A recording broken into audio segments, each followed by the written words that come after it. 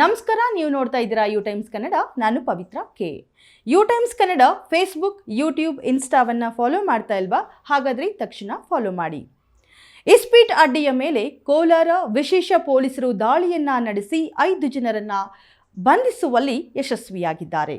ಹೌದು, ಕೋಲಾರ ಜಿಲ್ಲೆ ಶ್ರೀನಿವಾಸಪುರ ತಾಲೂಕಿನ ಯದರೂರು ಅರಣ್ಯ ಪ್ರದೇಶದಲ್ಲಿ ಇಸ್ಪೀಟ್ ಆಡ್ತಾ ಇದ್ದಾರೆ ಅಂತ ಬಂದ ಖಚಿತ ಮಾಹಿತಿಯ ಮೇರೆಗೆ ಎಸ್ಪಿ ನಿಖಿಲ್ ರವರ ನೇತೃತ್ವದಲ್ಲಿ ಕೋಲಾರದ ವಿಶೇಷ ಪೊಲೀಸರ ತಂಡ ಅಲ್ಲಿಗೆ ಹೋಗಿ ದಾಳಿಯನ್ನ ಮಾಡಿ 5 ಜನರನ್ನ ಬಂಧಿಸಿದ್ದಾರೆ.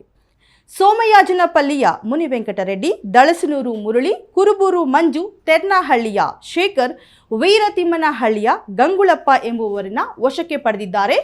ಈ ದಾಳಿಯ ವೇಳೆ 12ಕ್ಕೂ ಹೆಚ್ಚು ಜನ ಎಸ್ಕೇಪ್ ಆಗಿದ್ದಾರೆ. ಹಾಗೆ ಎಸ್ಪಿ ನಿಖಿಲ್ ರವರ ನೇತೃತ್ವದಲ್ಲಿ ನಡೆದ ಈ ದಾಳಿಯಲ್ಲಿ ಬಂಧಿತರಿಂದ 6 ಮೊಬೈಲ್, 14 ಬೈಕ್ಗಳು ಹಾಗೂ 35,000 ವಶಕ್ಕೆ ಪಡೆಯಲಾಗಿದೆ. ಹಾಗೆಯೇ ಈ ಪ್ರಕರಣದ ಕುರಿತು ಶ್ರೀನಿವಾಸಪುರ ಪೊಲೀಸ್ ಠಾಣೆಯಲ್ಲಿ ಪ್ರಕರಣ ದಾಖಲಾಗಿದೆ. ಯು ಟೈಮ್ಸ್ ಕನ್ನಡದಲ್ಲಿ ಮತ್ತಷ್ಟು ಲೇಟೆಸ್ಟ್ ಅಪ್ಡೇಟ್ಸ್ಗಳಿಗಾಗಿ ಯೂಟ್ಯೂಬ್, ಫೇಸ್ಬುಕ್ ಅನ್ನು ನೋಡ್ತಾ ಇರಿ.